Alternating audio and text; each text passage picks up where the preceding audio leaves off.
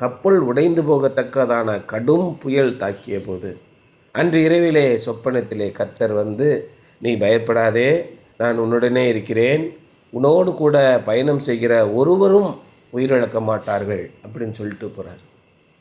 இந்த புயலை, காற்றையும் கடலையும் அதட்டி அடங்க செய்தவர் ஏன் பவுலுக்கு வந்து தைரியம் சொல்லணும்? கவலைப்படாத, நான் வெளியில் இருக்கேன், கொஞ்சம் நேரத்தில் புயலை அடக்கிட்டு போயிடுறேன், நீ பாட்டு ஜாலியாக போயிட்டு அப்படி சொன்னான்னு யோசனை பண்ணி பாருங்க, ஏன் இப்படியெல்லாம் நடக்குது?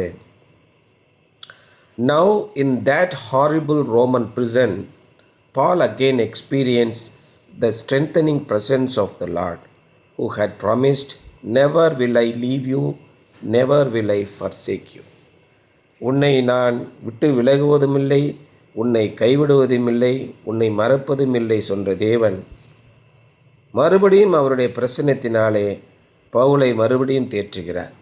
ரோமாபுரியிலே சிறைச்சாலையிலே கடுமையான கொடூரமான சிறைச்சாலை அதில் இருக்கும்போது அவரை தேற்றுகிறார்.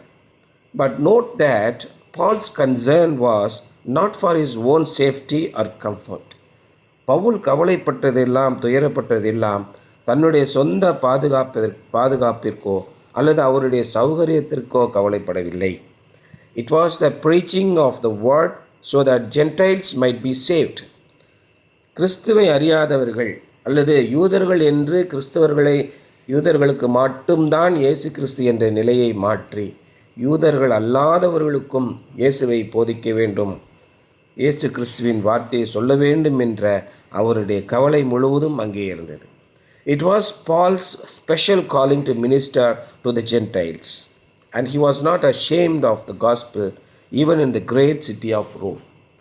இயேசு கிறிஸ்துவனுடைய சீடர்கள் அத்தனை பேரும் இஸ்ரவேல் மக்களுக்கும் யூதர்களுக்கும் மட்டும்தான் நாங்கள் இயேசு கிறிஸ்துவை பற்றி சொல்வோம், நாங்கள் யூதர்கள் அல்லாத, இஸ்ரவேல்கள் அல்லாத புறமதத்தை, புற ஜாதியை சேர்ந்தவர்களுக்கு நாங்கள் சொல்ல மாட்டோம் என்று இருந்தார்கள்.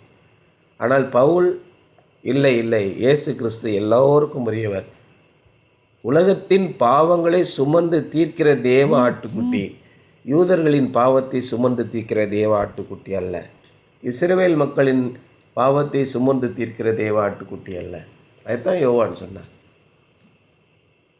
இயேசு கிறிஸ்துவை பற்றி யோவான் 3ஆம் அதிகாரம் 15ஆம் வசனத்தில் என்ன போட்டிருக்கு?